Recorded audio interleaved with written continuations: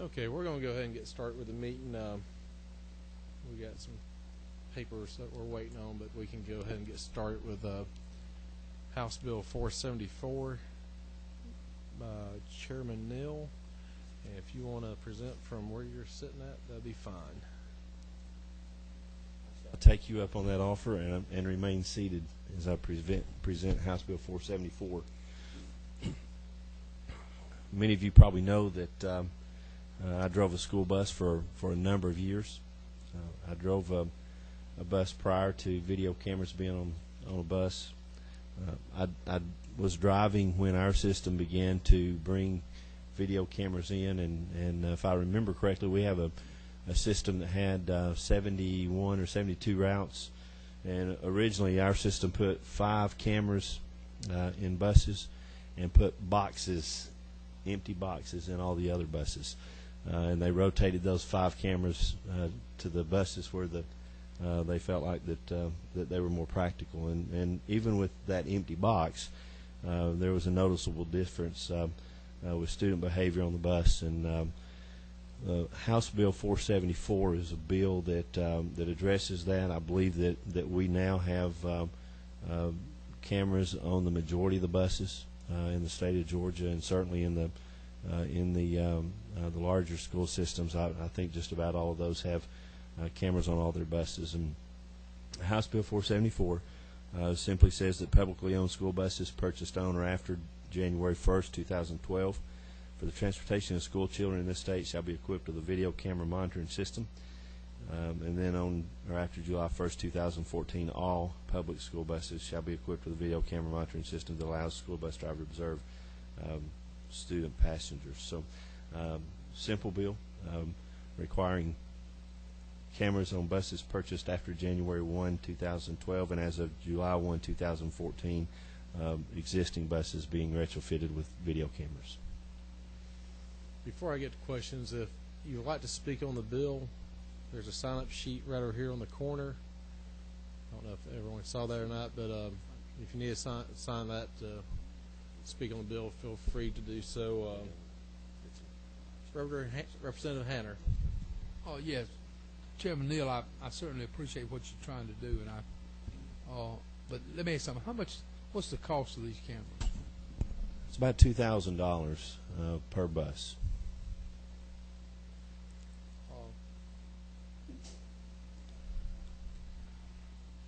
Well, that's what I wanted to ask, but I know you can't put price on children. I understand that, but in the rural counties I'm from, it's a lot of school buses. I certainly understand that, and I would I'm sure that that there'll be others that'll express some of those concerns as well, and I'll be happy to talk with you about that. But would certainly like for us to look at the possibility of trying to improve student behavior, but more importantly, improve the safety not only of the students on the bus, but to be quite honest with you, I think that as you see that student behavior being improved, you also have drivers that are able to pay more attention to the road. For example, when I left the elementary school where I drove a bus, when I left the elementary school, I had between 90 and 105 students on the bus, and I know most folks have never driven a school bus, but most folks have driven a car with 1 or 2 children in the back, and sometimes when you have 1 or 2 children in the back, it becomes a little distracting. So you take those 1 or 2 children and multiply that by about 50, and put 100 students behind you, and certainly driver distraction can become an issue. And when we have something like this that improves student behavior, it allows drivers to be more focused, and therefore not only promotes safety on the bus, but also safety on the roadway as well. You got the board lit up, Mr. I Chairman. see that. Representative Horn. Thank you, Mr. Chairman. Representative Neal, when I was a kid riding the bus, Mm-hmm. I remember there was this big mirror Yes, sir. right above the bus driver's head, and every time the bus driver looked in it, it always looked like their eyes were on me. I understand that. Now, I remember when I was a child riding a school bus, What- the bus driver said kneel before he looked up. What is the difference between a mirror and what you want to do here? Well, there are a couple things. One, while drivers are pretty good, and I did this for 13 or 14 years, while drivers are pretty good at glancing up in that mirror and limiting the amount of distraction as much as possible, it can't be completely eliminated. And even putting a camera on the bus is not going to completely eliminate the need to glance up in that mirror, but it will allow the driver's eyes to be on the road more. Another thing that it does is I can assure you there have been many times when I've had students misbehave on the bus, and you ride them up and get them to the office, and mom calls in to talk to the principal and says the bus driver says little Johnny was throwing paper on the bus today, and little Johnny wouldn't throw paper on the bus. I taught him better than that, and he told me he didn't, and he wouldn't lie to me. Sometimes it's more serious than that. Sometimes it's striking another student. I had one example, had a student a fifth grader who knocked a second grader over and stepped on him as he was coming up. Denied doing it, even when we showed him the video, sat there and looked at the video and said, "Yeah, that's me. Yeah, I'm coming up the aisle. No, I didn't just push him over and step on him." But it creates a much better environment for the accountability of the student actions and the public safety that goes along with that on the school bus. So you're, if I hear you correctly, you're going to actually, this is not just, the bill says to observe. So that you're going to actually roll video. It'll be video rolling, It can be yes. reviewed later.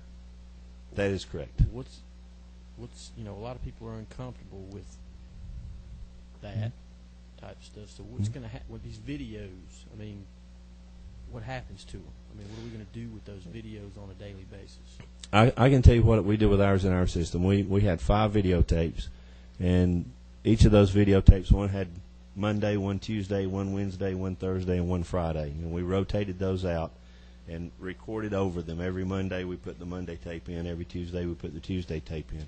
And the only time we utilized those tapes was when we had a situation on the bus that needed to be reviewed relating to student behavior.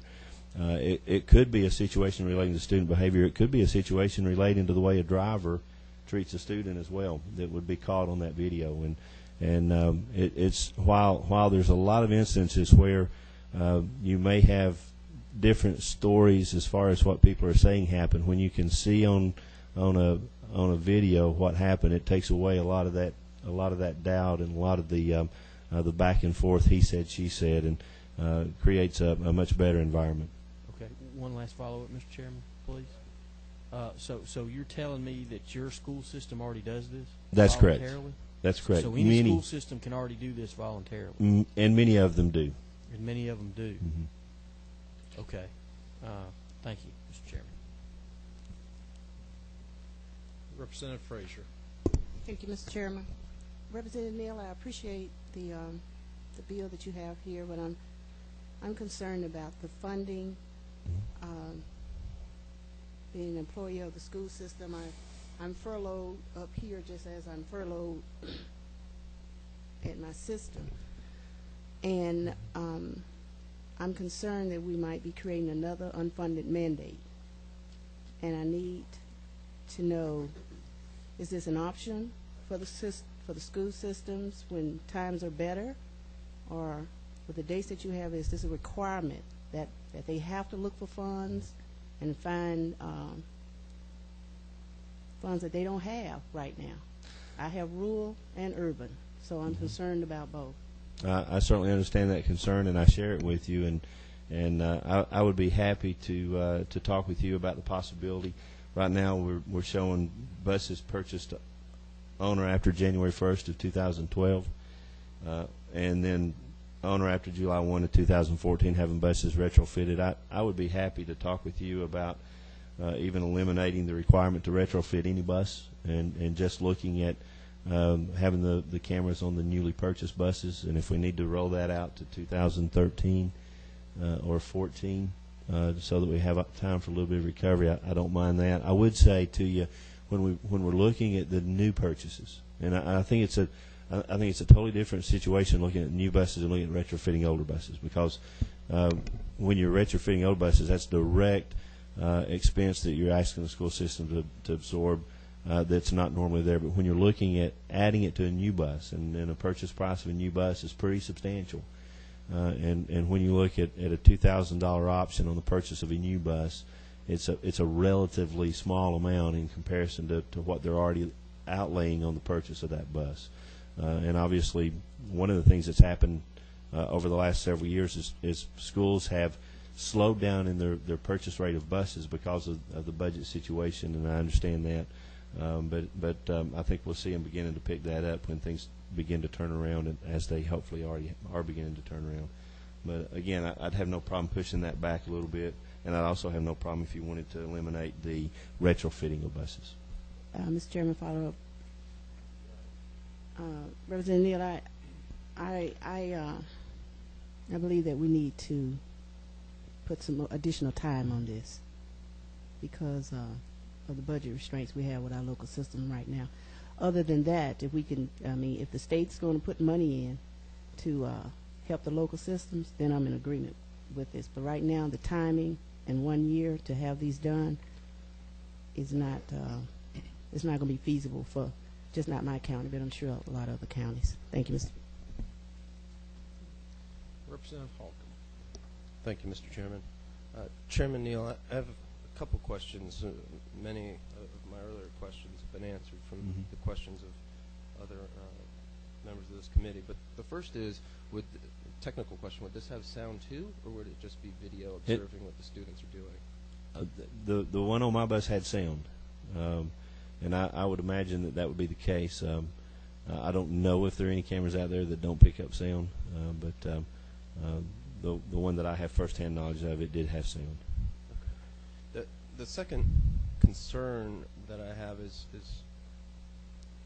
from a legal standpoint in terms of potentially imposing liability on school systems. If we make this mandatory for them to have videos, which would mean that they'd have to be functioning operating systems, and if the system were to break for some reason and then something were to happen on the school bus and they didn't have video, they could make the school systems liable by us making it state law instead of just them doing it on their own as a measure to improve their own school system. So I think that's, I don't know that that's a question, but it's something that I thought about in terms of if we don't want to create any liability on our school systems if for some reason I think that's a great point, and if there's any way that we could put some language in here to where we protect school systems from, because anytime you have anything mechanical, sometimes there are breakdowns, and we certainly wouldn't want to hold a school system liable for a breakdown that was something that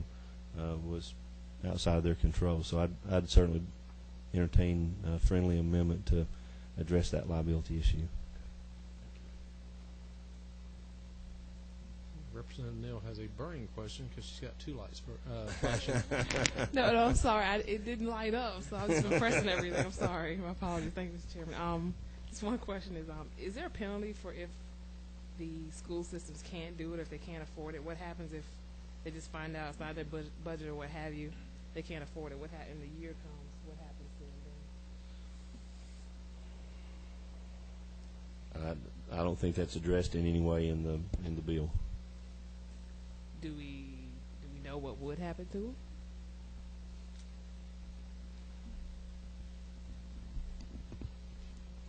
Okay. So they set the penalty. Do we know what the penalty is? Is it fine? Okay. I'm sorry, I was talking, so if that question was geared towards me. Okay.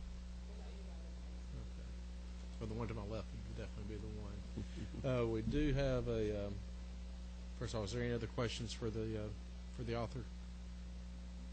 We have one person that signed up to speak.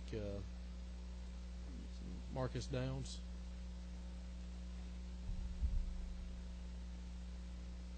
If we'll just come up to the podium over here and just state your name and who you're with, please, sir. Mr. Chair, my name is Marcus Downs. I'm with the Georgia Association of Educators. We want to commend Representative Neal for sponsoring this bill, and those who co-sponsor with him. In the advent of a lot of incidents that we've seen taking place on school buses, we definitely agree with Representative Hanner that there is no cost that we can put on our children's safety. There's also no cost that we can put on making sure that our drivers are also safe. We are very well aware and very sensitive to the costs that are associated with making sure that buses are outfitted with cameras, and that's why we are very amenable to what what the chairman has recommended in terms of postponing implementing this. $2,000 is a lot less expensive than some of the potential liability that we could face in the event of something that could have been prevented. And in terms of the liability, I think that's an outstanding issue. The schools already have a duty to provide a safe environment. We're in an age where I've seen a lot of bills in the House and a lot of bills in the Senate that talk about the educational experience of children and making sure that it's the best experience that we can provide. And I can tell you that a child's educational experience begins when they step on that bus. And we need to make sure that we've done everything in our will that's possible to make sure that it is safe. And that's pretty much where we are. We're excited about it. It demonstrates to our bus professionals and to our children and to our parents that the state is willing to take their safety and make it a priority for this General Assembly. Any questions? Representative Hanner. So let me ask you something. Have y'all or teachers or anybody, have they been to these local boards of education and asked them to put cameras on buses? We received this request from our education support professionals within our association, and they did not make mention that they had gone to locals and made this request, but they felt as though the most proper venue would be to come to the state legislature and make the request there.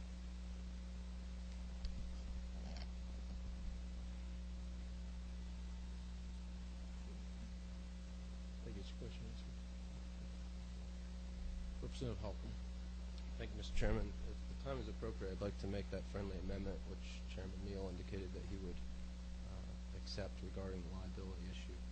Okay, hold on for me just a little bit on that one. Representative Frazier. Thank you, Mr. Chairman. And I also would like to make when time permits, a friendly amendment to move the date on implementation of this legislation out further. Okay, is there any further questions for the speaker at this time? Thank you, sir. Thank you.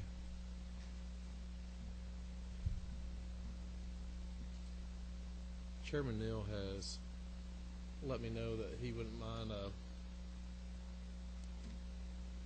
He just gave me a different note, so got me midstream. Okay. Is there any further discussion on the bill? Hearing none, I know we got a couple folks want to do a few amendments. I believe Representative Holcomb, you had one. What would your amendment be? Amendment, sir, would be to specifically exclude boards of education from any liability resulting from a malfunctioning video system that was implemented pursuant to this code section. Where you want to put that in the bill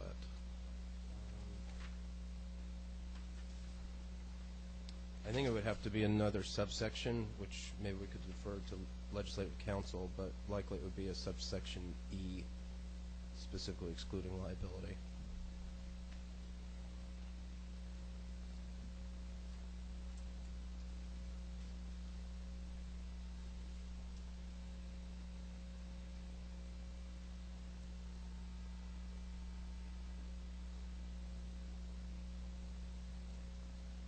Legislative council said it'd probably go best at the end of line 21 after the period, adding a new sentence that would read,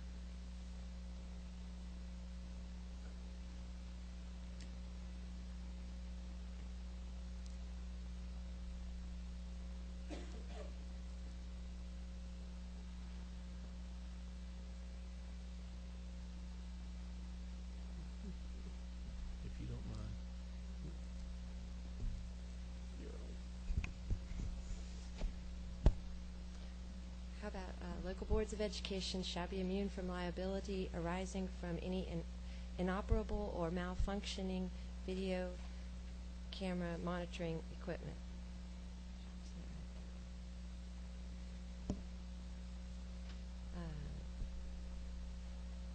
Or from a video camera monitoring system to use the same language in the statute pursuant to this section. Installed pursuant to this section? Sure.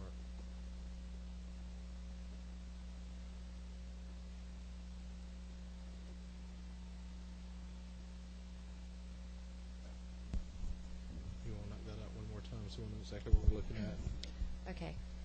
Local boards of education shall be immune from liability, I might say any liability, arising from inoperable or malfunctioning video camera monitoring equipment installed pursuant to this code section. Or utilized pursuant to this code section may be better than installed. Yes. Utilized, I think. like utilized.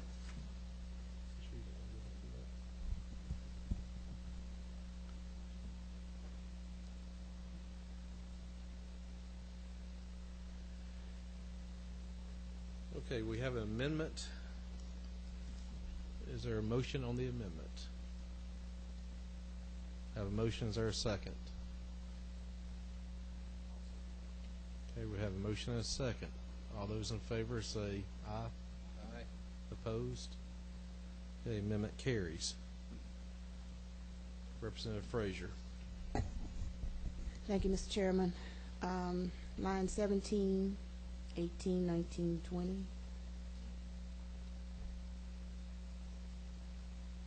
I'm sitting here trying to formulate how we should do this as it relates to funding, and I'm sure some school systems have funding now that they can put some of the cameras on the buses.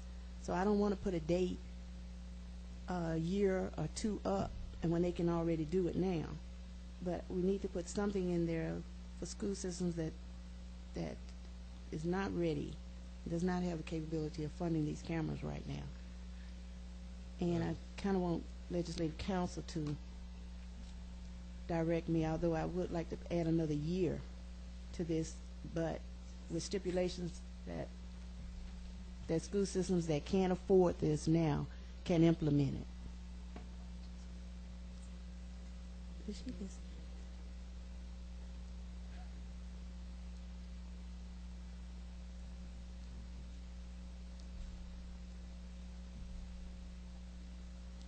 Well, Chairman Neal now has let me know that since we do have some issues, and it seems like there's a few, Yes. we're not going to take a stance on the bill today. We're going to let him work with the committee members that have concerns on this.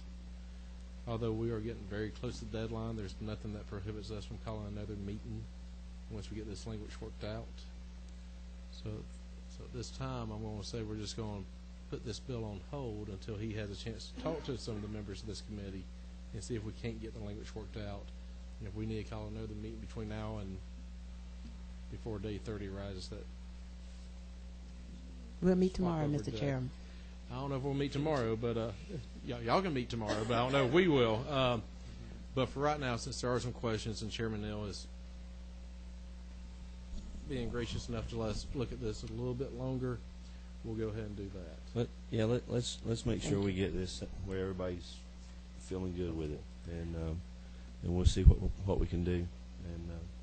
And if we have to, we'll look at it on your study committee for school bus safety. Well, we can get this done anytime, and our legislative council beside me is absolutely amazing. But she's trying to put a lot of stuff on the fly, and I feel better if she had a little bit more information before we move forward. So we're going to put that on hold. Thank you, Mr. Chairman, members of the committee. But it was a good hearing for the bill.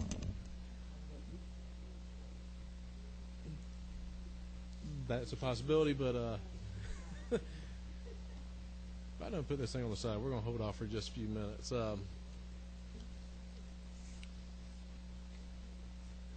Let's see here. We got House Bill 203 by Representative Jackson.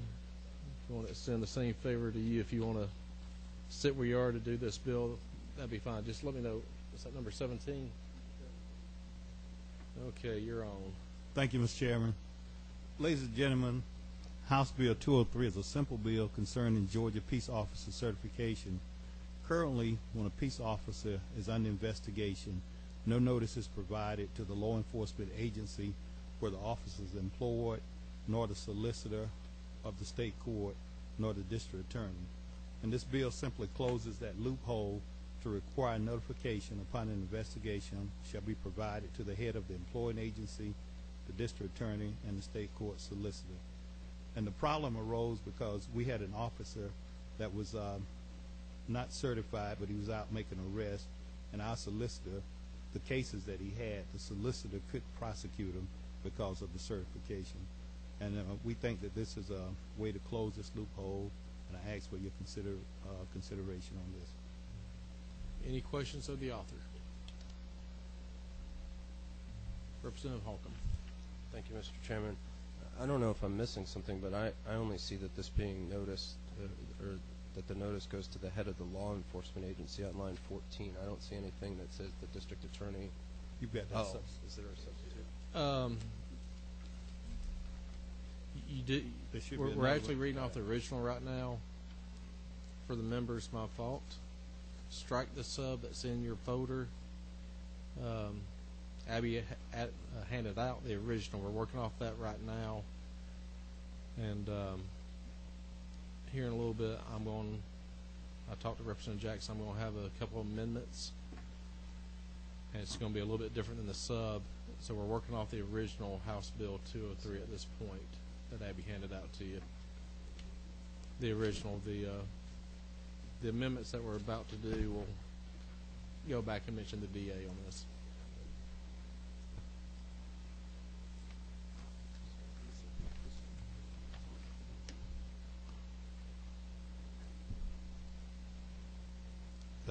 I believe the original was LC 285442. Representative Neal, did you have a question? Yes, thank you. My concern, I think we spoke about it offline. I don't see anything in here addressing it, but my concern was tying up the court system with non-criminal possible post investigations. When we were speaking, I referenced that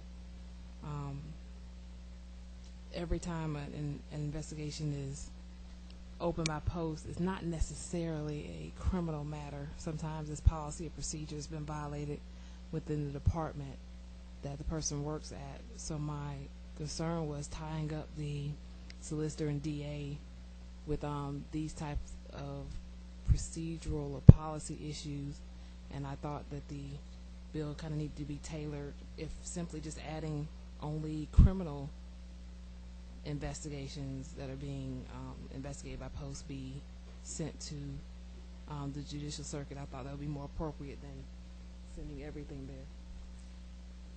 there. I've spoken with Post, and I think the amendment that we're about to do may address some of your concerns. And The 2990, the 2209S. nope, Okay. it's going to be a brand new one. Okay. It's my little special treat on possibly the last committee here before day 30. So, any other questions for the author? Hearing none. Time out. Representative Holcomb. I'm sorry. I do, and I was reading from the wrong one earlier.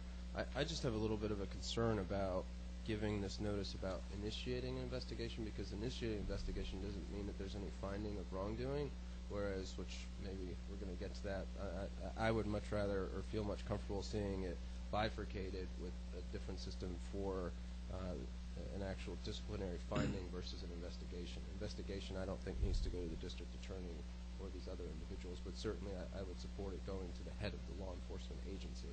But I can't see any reason for just an investigation going to the district attorney or the head of the judicial circuit. I think I'm about to ease your concern. Thank you. Okay, we're going to go ahead and go to the amendment so we can hopefully ease some of these issues here. Starting on line 14. After the words such peace officer, we're going to strike the district attorney of the judicial circuit in which the law enforcement agency by which such peace officer is employed is located, and the solicitor of the state court, if any, of the county in which the law enforcement agency by which such peace officer is employed is located. We're going to strike all that. And as long as we're striking, we're going to then go to line 21. And after the words employee and agency, we're going to strike the words the district attorney and state court solicitor. And we're striking the next sentence. It shall be sufficient to identify the officer and state that the investigation has been completed with no action taken. And I'll do what I'm supposed to. I need to read this whole thing for you, to let you know what it's going to sound like. So the new section 1 would read, upon initiating an investigation of a peace officer for possible disciplinary action or upon disciplining a peace officer pursuant to this code section, the council shall notify the head of the law enforcement agency that employs such peace officer of the investigation or disciplinary action. In case of an investigation, it shall be sufficient to identify the peace officer and state that a disciplinary investigation has been opened. If the investigation is completed without any further action, notice of the termination of such investigation shall be provided to the head of the employee agency, period. In the case of a disciplinary action, the notice shall identify the officer and state the nature of the disciplinary action taken.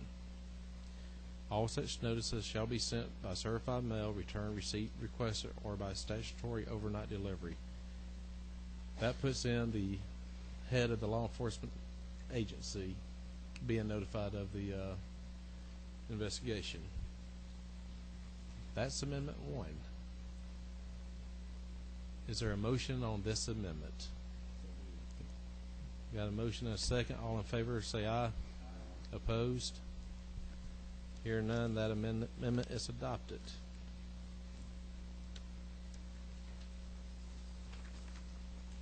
The second amendment.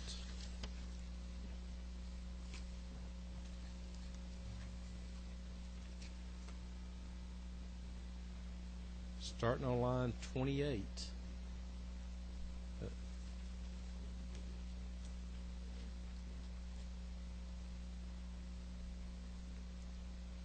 Okay, starting on line 27, we'll state section 2. Yes, okay. It does. Okay, between the lines 26, 27, we're going to add a new subsection F. And if you're ready, we'll go forward. New subsection F would state, if the certification of a peace officer is suspended by the executive director pursuant to code section 35-8-7.1 subsection D, or a peace officer loses his, her arrest powers, the council shall notify the following: the head of the law enforcement agency that employs the peace officer, the district attorney of the judicial circuit in which the law enforcement agency by which the peace officer is employed is located, semicolon, and the solicitor of the state court, comma, if any, comma, of the county in which the law enforcement agency by which the peace officer is employed is located, period. It will be sufficient for this notice to identify the officer and state the length of time, if known, that the officer will not have powers of arrest, period. This notice shall be by priority mail, period. So once we got the suspension in place, this is when the district attorney, the solicitor, will be notified that those powers have been lost. Representative Jackson, you take that as friendly amendment right there? I do. Okay. Got a question? Thank Neal. you, Mr. Chairman. This is only a notification of the The loss their of arrest powers are lost, and this is not asking them to do an investigation, correct? Correct. That's post job, and it takes care of Representative Jackson's issue because I believe there were several tickets issued, and he did not have powers of arrest, so those had to be dismissed.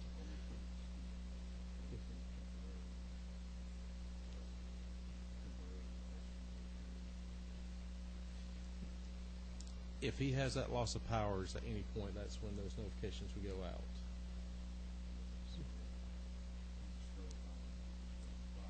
Correct.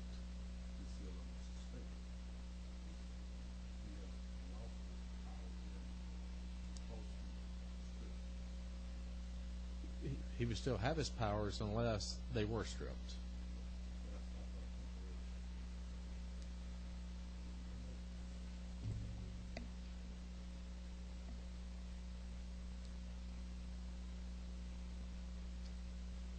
Representative Frazier. Mr. Chairman, is this officer still on duty? You can be working with an investigation going on disciplinary actions until the findings of that investigation is complete. So that they could be working. Yeah, that they could. Now, if he's suspended, we don't have to worry about him out there writing tickets because he would be suspended probably with pay until the disciplinary action is, till the investigation is complete. But if it's just a disciplinary action, that investigation is, that post is looking at on this investigation, unless the department has suspended him, he still has his powers. The chief of police would, or the head of that agency, the sheriff. Yes, ma'am.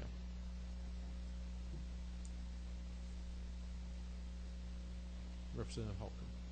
Thank you, Mr. Chairman. Just one thought, and trying to jot down quickly what you had for your amendment.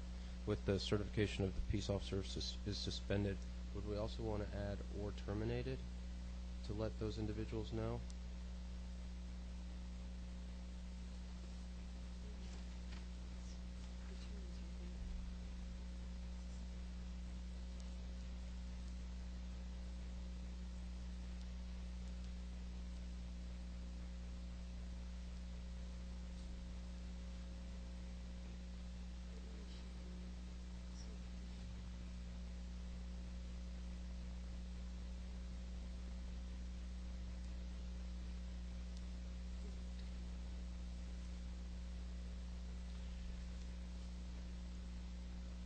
Representative Hogan, let me see if this will help. If on the very first sentence, if the certification of a peace officer is suspended or revoked by the executive director, and then move it for there, add the words Everything else is fine. Yeah. Okay. I'll take that as a friendly amendment. Thank you, sir.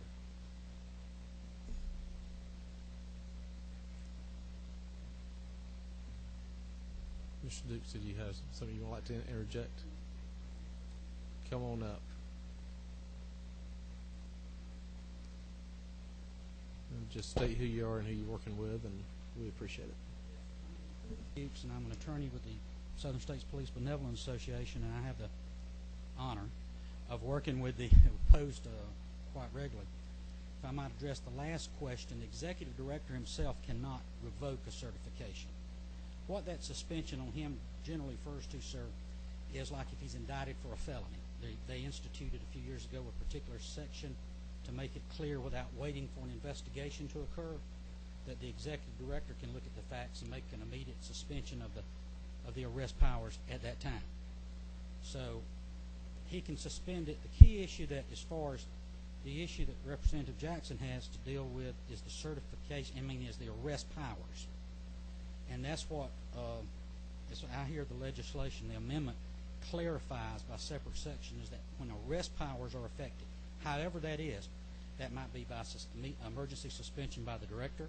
It might be because it's been noticed that he has insufficient training hours as required. Whatever causes him to lose those arrest powers, that notification goes out.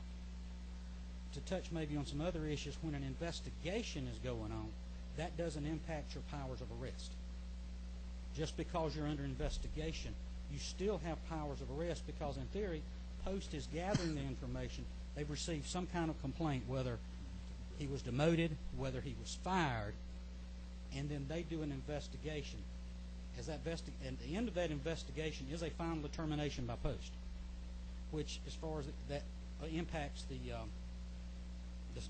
arrest powers in theory.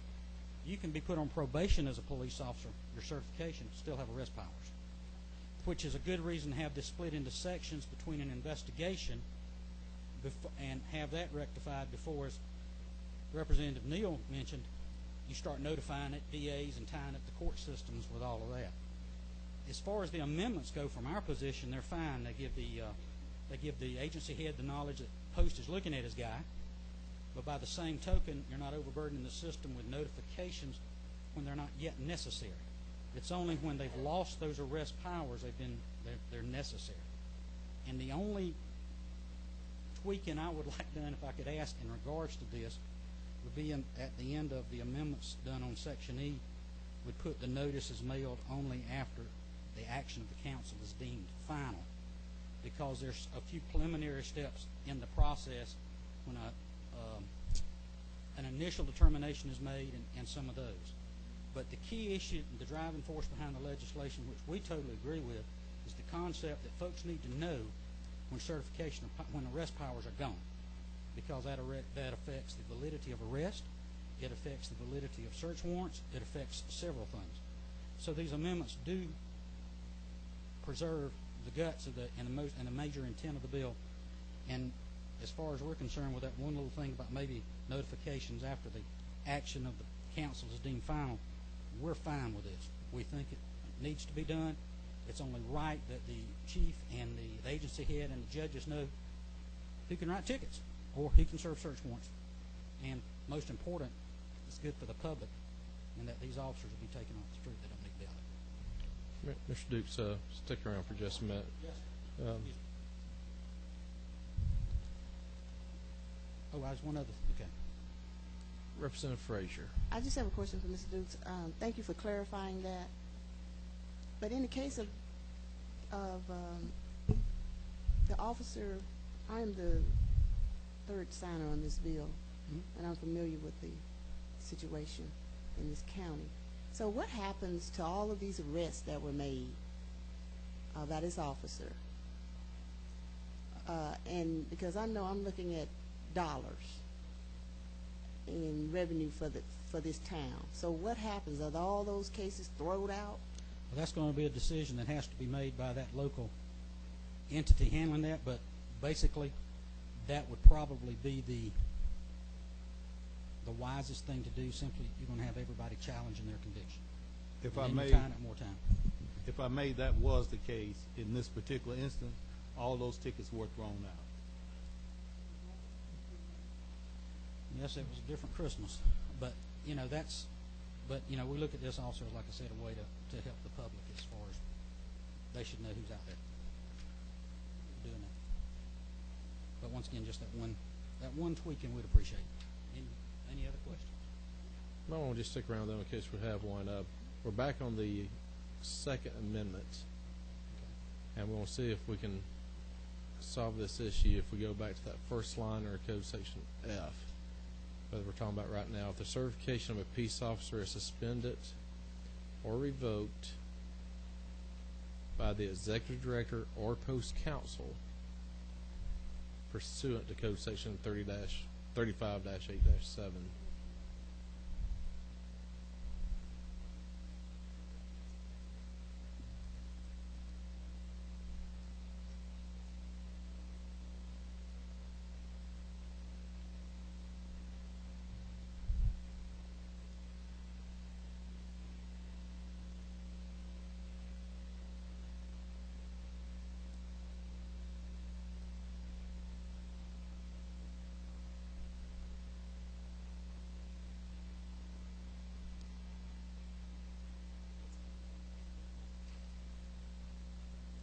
I'm just going to go through most of this sentence. If the certification of a peace officer is suspended or revoked by the executive director or post council, or a peace officer loses his or her arrest powers, then we'll continue on with the amendment as I read earlier. That, Because the executive director or the council can do that because the executive director in an emergency. he can do it, Status. the executive director can do an emergency under section 1, subsection D. I think, without looking at the statutes, the council's powers may be delineated in a slightly different section, but I'm not sure on that. But the key thing that we need to hang on to is, and goes back to what we mentioned to, is final action, because in theory, they could make a recommendation on the low levels of a revocation that would be appealable to the proper cause committee could, that'd be appealable to an administrative law judge. So but he would still have arrest powers during that time. That's the reason we're getting back to the final. I believe that's correct. That gets back to the final action I'm talking about. Because they don't lose their arrest powers until the final action. Now that can be by the officer not appealing it. Can be an action of administrative law judge. That's not appealed, or losing in superior court. But during those times, that I understand it, he would still maintain his powers of arrest. Hope that didn't confuse you too.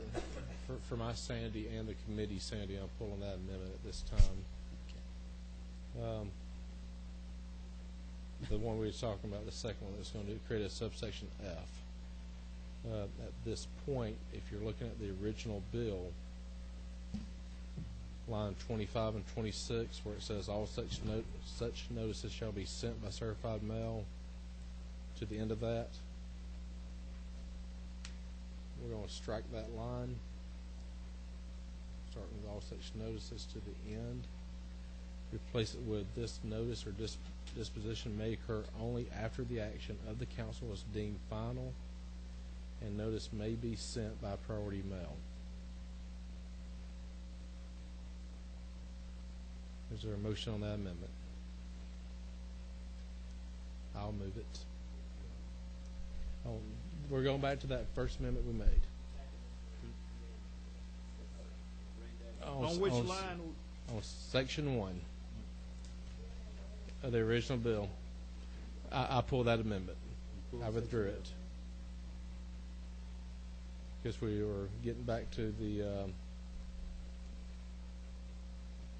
lines 25 and 26 of section 1, talking about the final disposition, basically, where it would say this notice of disposition may occur only after the action of the council is deemed final. Notice may be sent by priority mail. Shall.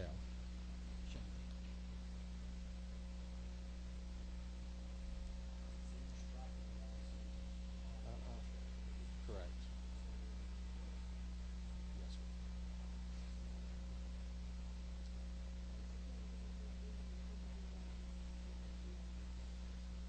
sir. Okay, starting to where it was taken up again, where it says in case of disciplinary action, the notice shall identify the officer and state the nature of the disciplinary action taken.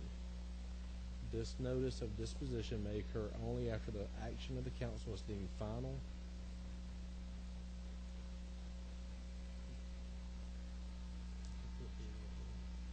Period. And notice shall be sent by priority mail.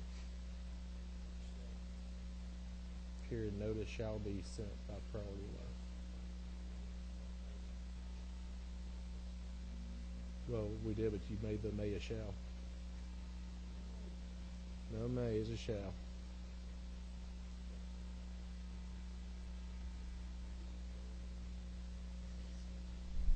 Without being too legal on this, I think we need to close the loop because on line 25, all such notices is referring to the notices both for in the case of an investigation, which would not be final, as well as for the final dispositions.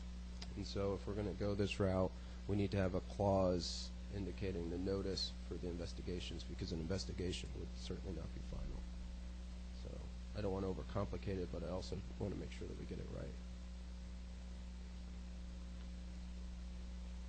Read to me what you want to say. I think that we need to insert a line at the end of 21 where the period would be after employing agency that states notice shall be sent by certified mail, return receipt requested, or by statutory overnight delivery. We just need to have some explanation of how notice will be sent for the investigation notice.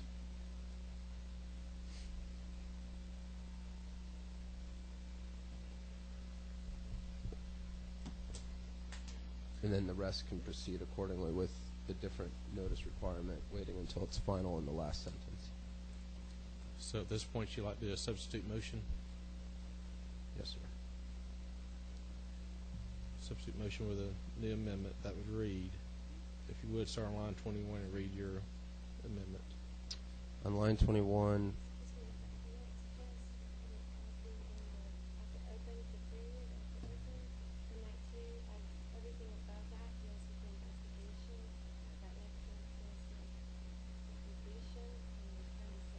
got it.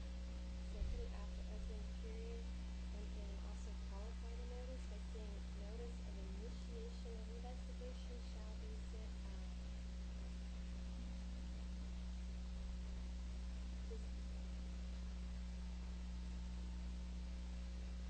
Don't you love it when you get two lawyers in a room together? That's what I love about Judy Non-Silva. I had 10 of them. So, Just notice. if you'll pull your microphone over, legislative councilman. I'm sorry, I don't want to be too forward with that. That's a great suggestion, point. But just basically, after the word opened, a new sentence, notice of initiation of an investigation shall be sent by priority mail. So it matches the bottom and deals with the notice of initiation of investigation. Just to make sure we want it priority mail instead of what we had before, the certified mail, return receipt requested, or by statutory overnight delivery.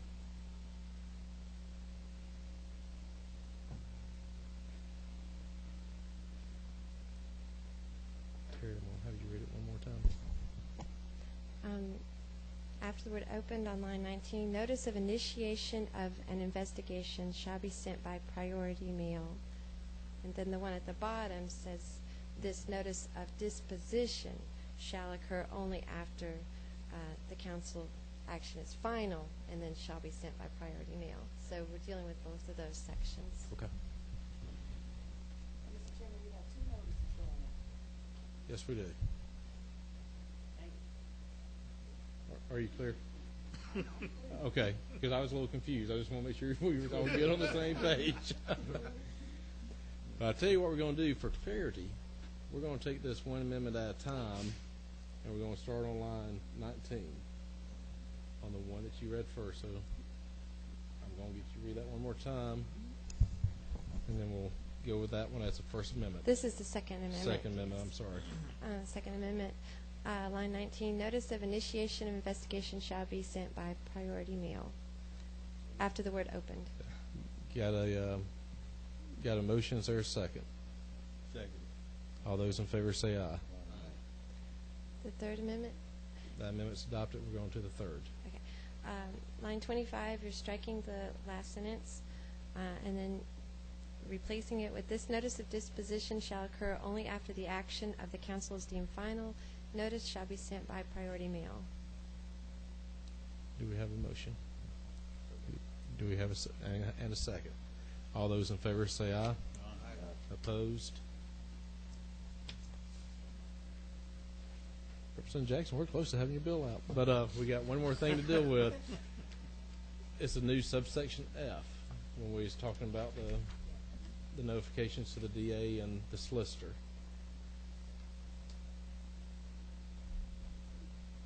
By all means.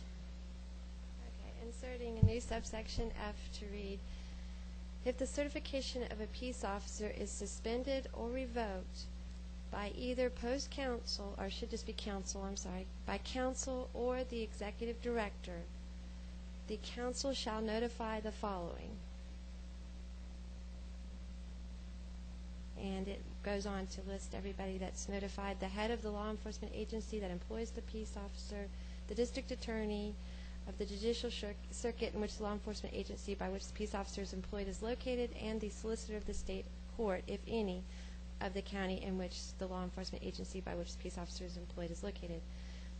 It will be sufficient for this notice to identify the officer and state the length of time, if known, that the officer will not have powers of arrest. This notice shall be by priority mail.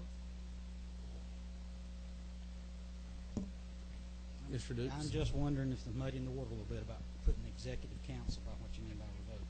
I mean post counsel by revoked. That's the only concern I've got, because it cannot be.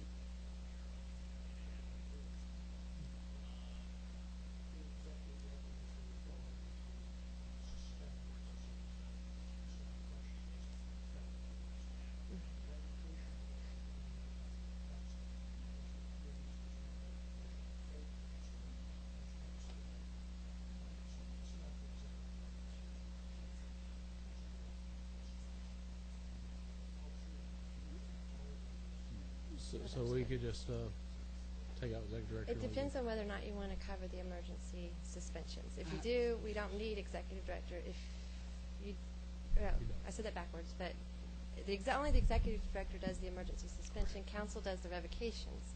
So it just depends on what y'all want to cover.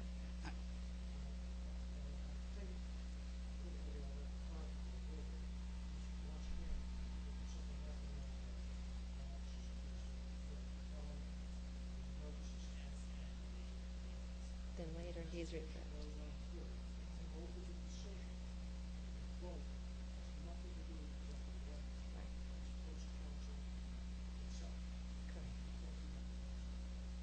So, but basically, it just, do y'all want to cover that emergency suspension period? Do you want a notice to go out when there's an emergency suspension, I guess is the question. That notice should go out because you've got asserted loss of arrest powers. Right, so And that's so what we there's wrote that, it. just by having the executive director in there, you're going to cover his Exactly. emergency suspension. What I'm saying is I don't think you need to put counsel in that part. But then you won't send a notice on the regular revocations. Not until the action's final or there's a loss of arrest powers. But you won't be sending it to these people if we don't Yes, if there's a include it. loss of an arrest power, it goes to those. And when the revocation is final and the powers are eliminated, yes, they get it. Because the key issue is for them to know that the guy can't issue a ticket anymore. He can't make an arrest legally. If they're not in this section F, they don't get notice from post council of the revocation. No? If they're Well, not in this actually, section. the chief would, if you Just, want to, yeah. you know, But what you're legislative council is saying is telling the they're- chief, excuse you're telling me, the chief. time out. Sorry, excuse me, sir. What legislative council is trying to point out is, on that first section, they're not covered. They're not. The post council's not in there. The DA. Or the- DA's are in there. I mean, the DAs and everything's not in there, so Correct.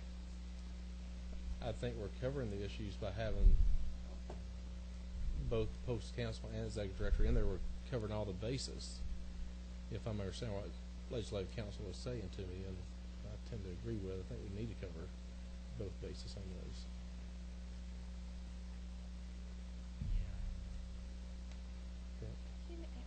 Maybe he's thinking about the other two. Because What the I'm DA's thinking were in about there. is there will be an issue come out.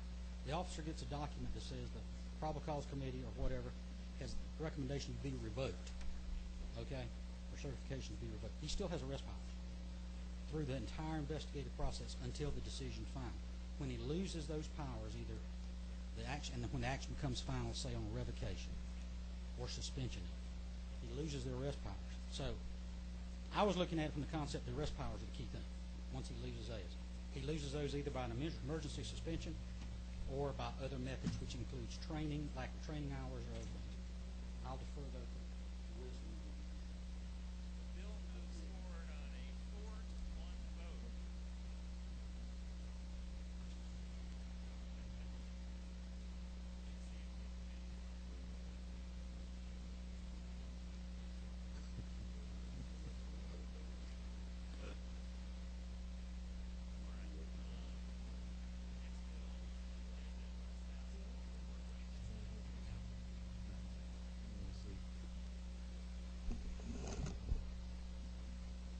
The amendment will read,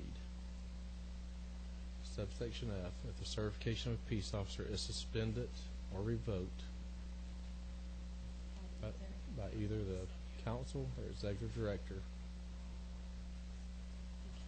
The council shall notify the following: the head of the law enforcement agency that employs a peace officer, the district attorney of the judicial circuit in which the law enforcement agency by which the peace officer is employed is located, semicolon, and the solicitor of the state court, comma, if any, comma, of the county in which the law enforcement agency by which the peace officer is employed is located. It will be sufficient for this notice to identify the officer in the state and state the length of time, if known, that the officer will not have powers of arrest. This notice shall be by priority mail, period. Is there a motion? Sir, I have one quick question. One quick question. You have the delivery being sent by the council, but the decision by either the executive director or the council. So do you want either the executive director or council to be able to send the notice after that clause, or should it just come from the council? My understanding would come from the council.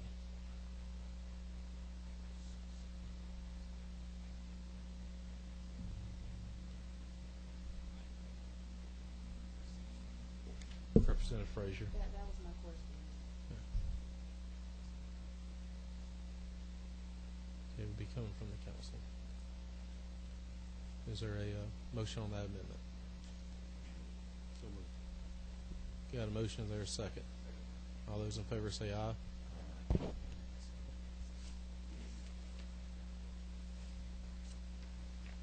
Okay, as of right now, we have House Bill 203 as amended by the committee. Is there a motion on the bill as amended? I guess it would be by committee sub. House Bill 203 by committee substitute. Is there a motion on the bill? Have a motion. Is there a second? Second. Have a motion and a second. All those in favor say aye. Aye. All those opposed, same sign. Here none. House Bill 203 passes.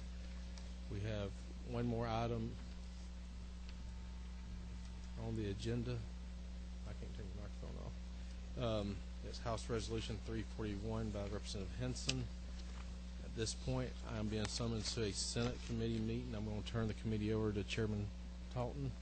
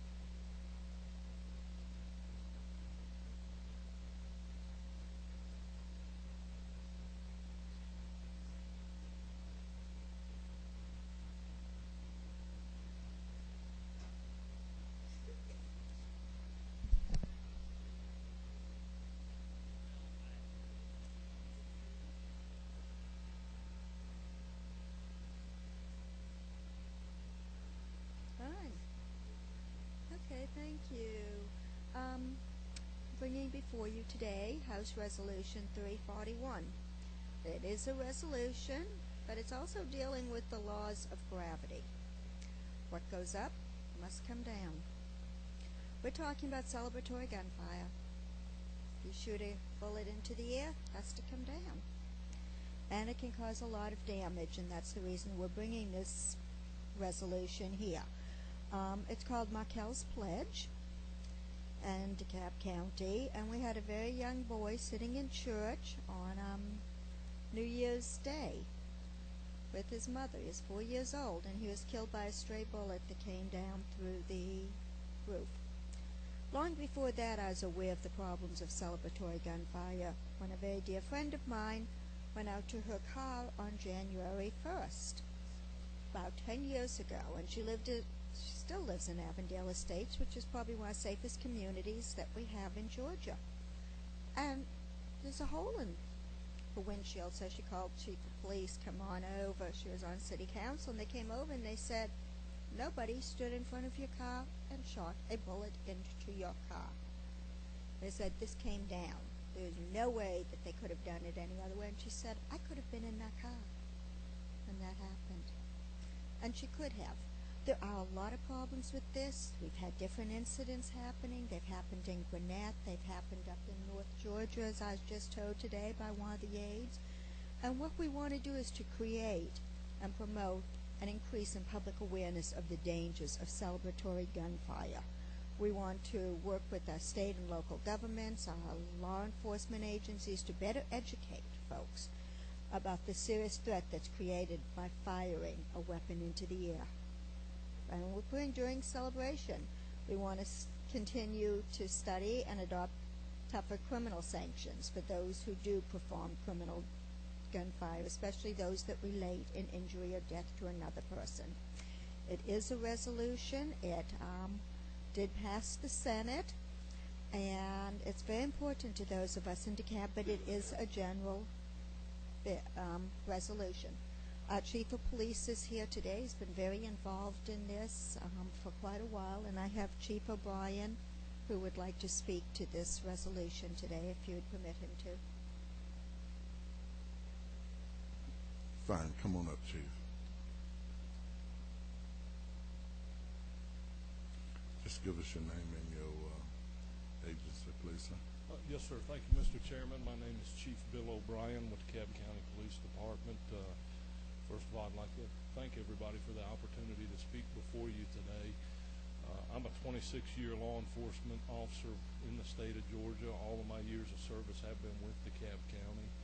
And I won't reiterate everything that Representative Michelle Hanson has brought forth already, but I would like to share with you that tragic incident we had on New Year's Day this past year of this 4-year-old boy that passed away in his mother's arms inside a church from celebratory gunfire has brought to our attention in DeKalb County the importance of educating the public and getting support from representatives, legislators, senators, everybody we can get involved to educate folks about the importance of celebratory gunfire.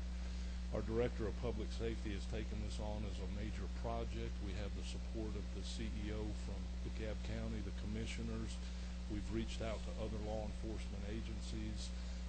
We have a DeKalb Chiefs Association, which I'm an active member of, along with the Georgia Chiefs Association, and we're putting a big push on educating the public.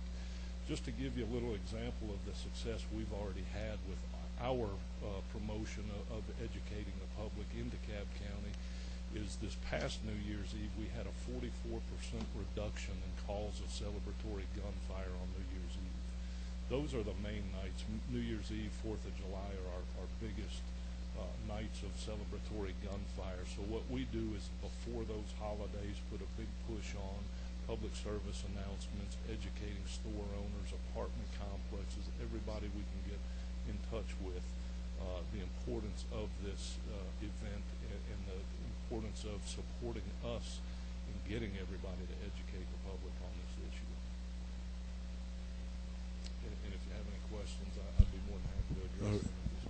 Okay, Chief, you have a couple of questions. 15, Chairman. Thank you, Chief. Appreciate you coming and sharing with us today. And I have a 4-year-old granddaughter. Another one will soon be 4, and I just can't imagine what it's like for that family. And certainly understand the concern. I do have one question. The area specifically where this happened, did this happen in an area where there was already laws that would have prevented that gun from being fired in that area? The only laws that would have pertained to that particular incident that evening would have either been reckless conduct or discharging a firearm in public within the distance of the right-of-way. But that's it. It would have been a misdemeanor offense had we identified the individual responsible. Still an open case at this point. As you can well imagine, as Michelle said, with the angles of trajectory, very hard to identify exactly where it came from. We do have a number of apartment complexes in and around this particular church where this happened, but we have not had any success in identifying the perpetrator at this time. Thank you. Okay, number 11. Okay. Okay. 10. Oh, shoot on.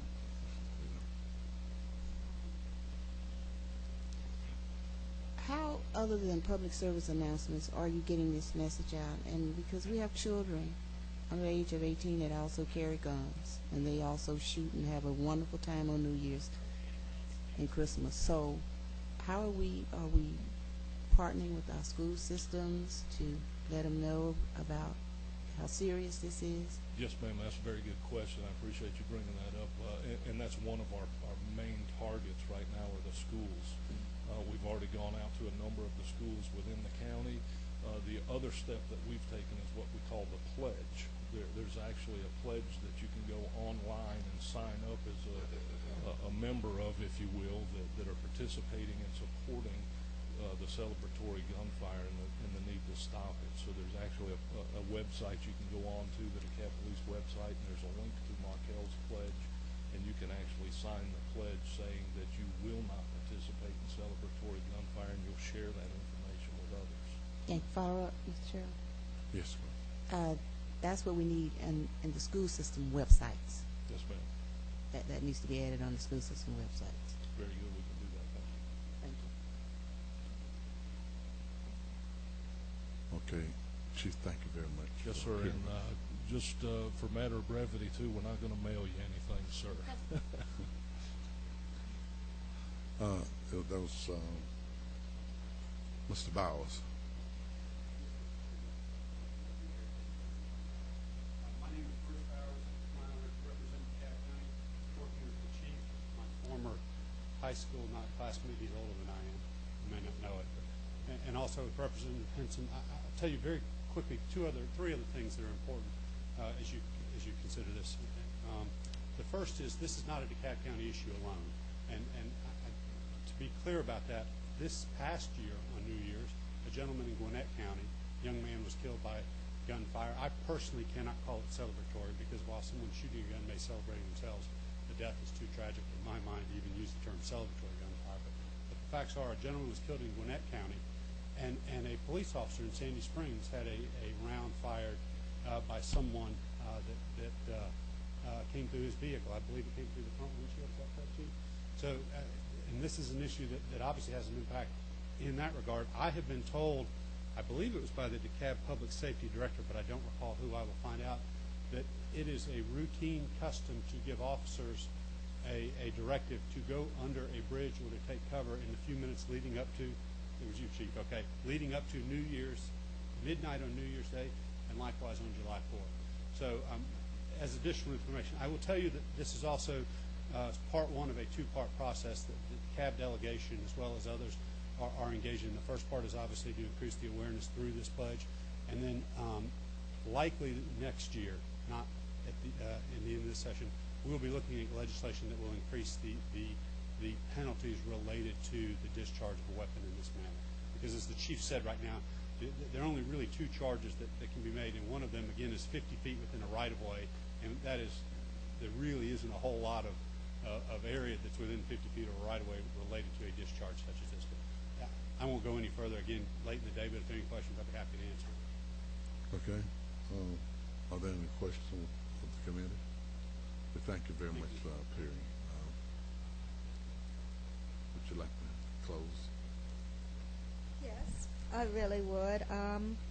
This is important. It's very important to those of us in DeKalb. It's very important to get word out throughout the state of Georgia to all our citizens about how important it is to be aware of the dangers of celebratory gunfire, and very important to get it into our schools, as Representative Frazier said, something we can certainly work with, the schools throughout Georgia.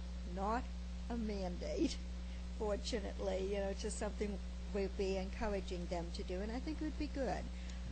People need to be aware. They think that they're celebrating. They need to know that the unintended consequences that can occur from this.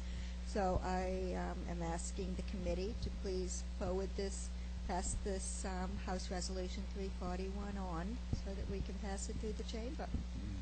I'd like to commend you on this. Excuse me? I said I'd like to commend you on this bill. After being in law enforcement myself for 40 years, I really never thought about that so much. I know what goes up must come down, but you know, that's really good. And I'd like to commend you for bringing it. Thank you. Number 10. Mr. Chairman, at the appropriate time, I'd like to make a motion You own. that House Resolution 341 be passed. We have a motion. Do I have a second? Motion and second that it's passed, and all those in favor and opposed, so moved. Okay, this concludes our public safety meeting, and just mention one thing, that Senate Bill 95 by Senator Carter would be passed on to this subcommittee of this body. We'll be taking it up later, and also mention about the dinner tonight. Don't you all forget. What dinner? Excuse me.